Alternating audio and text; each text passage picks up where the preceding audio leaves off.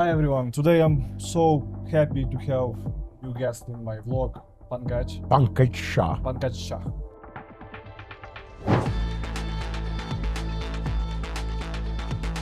So I worked for 40 years.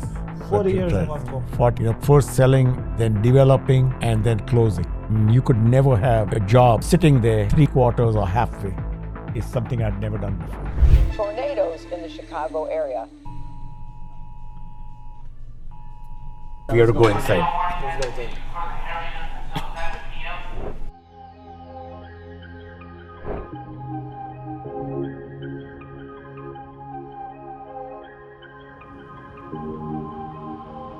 Hi everyone, today I'm so happy to have you guest in my vlog, Pankaj Shah. It's impressive person with huge experience and with a lot of interesting things he will tell us today. Thank you so much that you joined me today. And we located in a Metropolitan Club. Thank you that you invited me. You are welcome. Thank you so much. Please tell me a little bit about your journey. How this everything was started many years ago. I am originally from, it was Bombay, India, and that's where I studied my high school, college, and undergraduate chemical engineering. And in my class, half the class would come to the US, the other half would work there. But the rule was, unless you got a scholarship, you didn't come. And it's very different now because India is a lot more, much wealthier. And students come without scholarship and are supported by parents or government. In my days, it was all scholarship. So I got admission at Columbia and Ohio State. I went to Columbia, New York. I didn't like where the school was and it was very research oriented. So Ohio State was a good fit for me, where I went to the Midwest, very good introduction to USA. And Which year it was? in 77, 78, 1977, 78, when I was 21 years old. And you told me you was accepted in India for some like schools. They take only one person from one That was state. for chemical engineering. Yeah, so the school is one of the top 10 schools in the world, where they take 2 students from every state. And so you have to be very good to first get into that school. So the journey is, I came here, did my master's in chemical engineering, but my goal always was to get an MBA sometime. And, I finished my engineering. And then my goal was always to do a MBA. So I applied at University of Chicago Northwestern for the MBA program. And then I had 2 job offers. One was in Chicago at my company UOP, and one was at Kodak in Rochester, New York. So it was very easy that because I had gotten into the business school, very easy for me to take a job here, especially since they agreed to pay for my MBA also, pick up the fees. And so this is where my career started. I started in research. I finished my MBA while I was in research from 82 to 86. And then when I finished my MBA, I started moving into the business side. So first I did project development, project management for 3 years, where I managed outside funded research. And then I got a chance to get into business development, sales, and because I didn't have any experience, and they had lots of business because clean gasoline was come in. So we had lots of business from companies wanting to make this clean gasoline.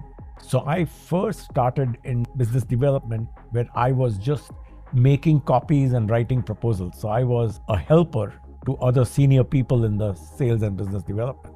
And so it was great because I could get in, see how business development, sales work, how interaction with customers. And at that time, customers became my first love. And for the rest of my career, from 1990 to when I retired in 2020, I was always around customers. And why you decide Kellogg?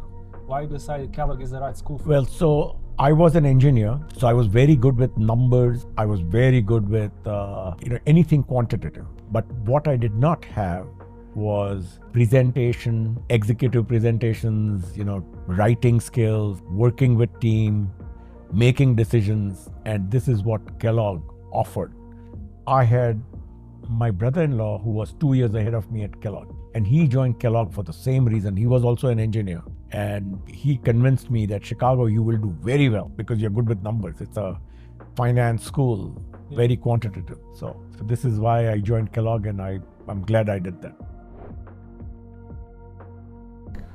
Did you get something from that school which helped you for your career and for your life? So anything to do with school, what they do is they have a very systematic model of any class you take. So if you just work without this background in school, you don't have that model for marketing, don't have the model for finance, and you also don't have, you start with a base in marketing or start with a base in finance, and then you keep moving up. So without Kellogg, you will never get to see that big picture. And one thing about Kellogg is it not only helped me at work, but it also helped me in personal life. And in both work and personal life, what it taught me was that you must always have a big picture. So you have, what we call dot the I. If there are 20 things going on, you dot the I's and then you connect the dots. Make sure by connecting the dots, you always have a big picture. What is your favorite moment? If you start thinking about past, what was your favorite maybe moment or something like most excited in this? So if you're looking at Kellogg, I think the team meetings and the teamwork we had was big learning for me, because trying to manage a team to get a project done and project done well is something I'd never done before, because that helped me throughout my life, especially, when I became a director, senior director. I always had people working for me, lots of people all over the world, and how to get them to work together, common goal, agree, not agree, is where Kellogg helped. And then at work, always my favorite moments were, working with a customer, and my goal or my approach throughout was make sure the deal is a win-win for both. Make sure you don't put all the money in your pocket, because those are always bad deals. Yeah. So you must always have a win-win deal, so that when you close the deal, both of you celebrate. It's not just you because you got the deal and the money, you celebrate. You want the customer to celebrate also, thinking he's also gotten a good deal and he will get success from the project and make lots of money.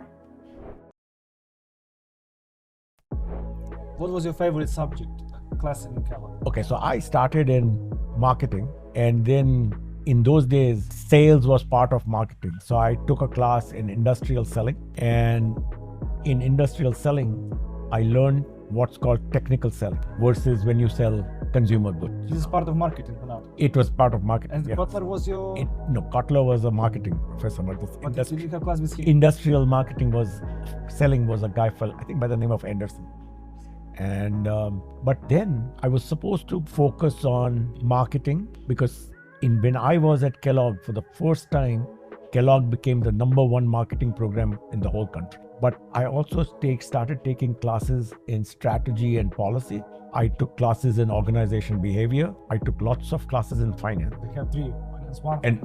And all those made me fully rounded individual, where I could go and run a business or run a team, because I needed all these skills. Always at Kellogg, when you are at Kellogg, don't only think it's finance, it's marketing. People matter. People are the most important thing. So anything to do with organization, behavior of people, appraisal of people, compensation for people, all that is super important. I think it's tornado. Tornado warning. Issued for this area until 7 p.m.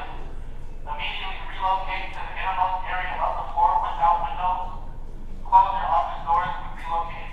This is not Okay, let's get my wife here to go inside.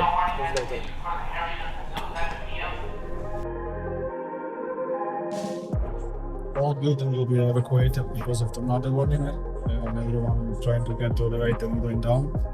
First time in Chicago since 2012, when tornado warning, and they ask everyone to leave. It's actually 6th tower, and we're on 66 floors. And outside it just rain, but we're set in suburb already. Let's see, tornado will come or not.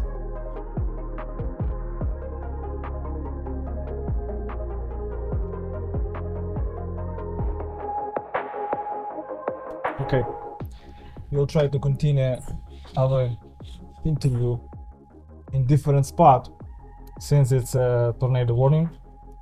Tell me please a little bit more about your last job, last your position. I think everybody knew was I was getting close to 65, that I could retire anytime, although there was no retirement age. So I was told, apart from running my Americas region and 2 businesses, Hannibal.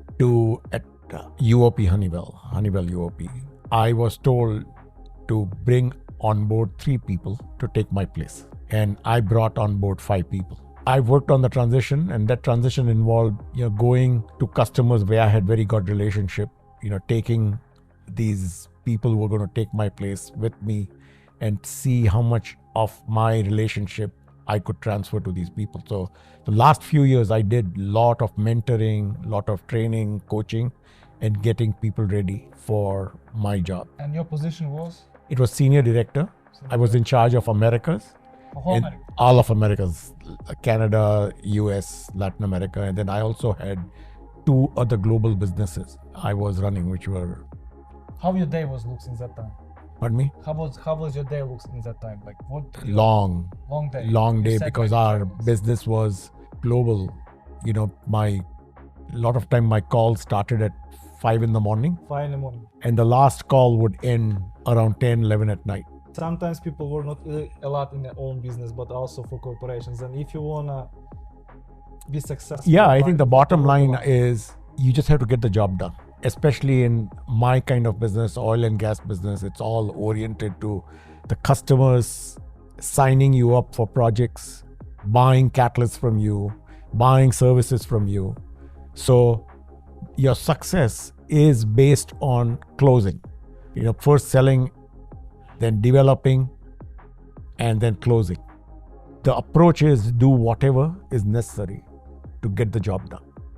You could never have a job sitting there 3/4 or halfway, because the customer will be losing a lot of money. Your company will be losing a lot of money.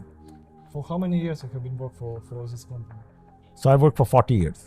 40 years in Right. one company. I'd say out of 40 years, only 1 year I was unhappy, which is just a fantastic thing. 39 years I would wake up in the morning and look forward to going to work, getting to work. So that is another very important thing, that you spend so much time of your life at work. If you're happy at work, that's very gratifying, very satisfying, and you will have a healthy life.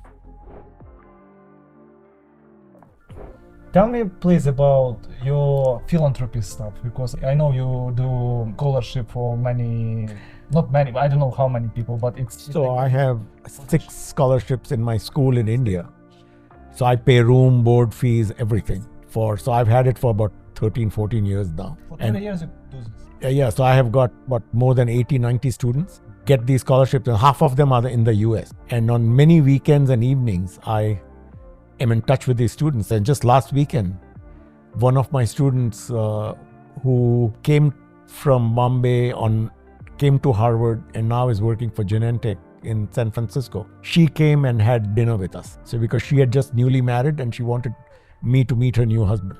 So I have 80, 90 people already. 2 scholarships at Kellogg and 2 at Ohio State also. 2 in Kellogg, 2 in Ohio, and 6 in Ohio State, 6 in India every year. Wow. And Kellogg MBA only, or it's different? Yeah, I think they use it where the need is. You not decide where you go. No, the last 2 years it's been for students who have need and who are also, it's called minority students. So You not decide which students. No. you decide. I cannot. In India, they let me review and have a final say, but at Ohio State and Kellogg, How many students you already held with scholarship? How many? so in India itself, I've helped about 80, 90 already 80. in India. And then Kellogg and Ohio State must be at least 20, 30 each. Yeah.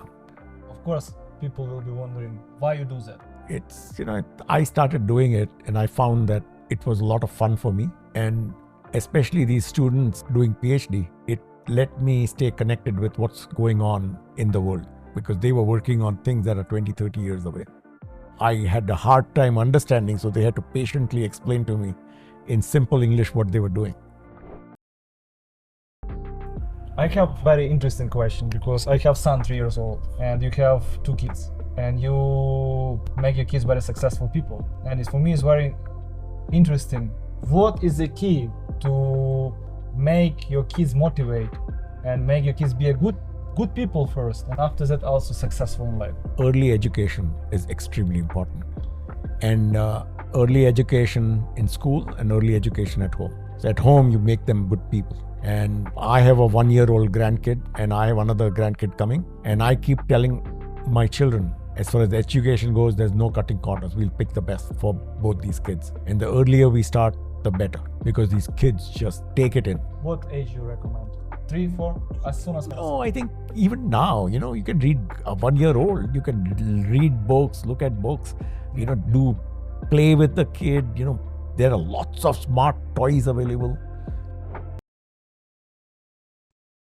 Try to finish our interview, but it's like a tornado warning all the time, and they move time from 7 to now to 7:45 always. It's dangerous by windows. Then we'll try to record a little bit. Finish our interview. You're a great person, and I'm so happy that I met you. I hope you'll have more interviews. If you'll have any question, you'll be a person who will give you always some advice and inspire all other young people who in Kellogg or who's believe or want to get to Kellogg, and will motivate them to do that.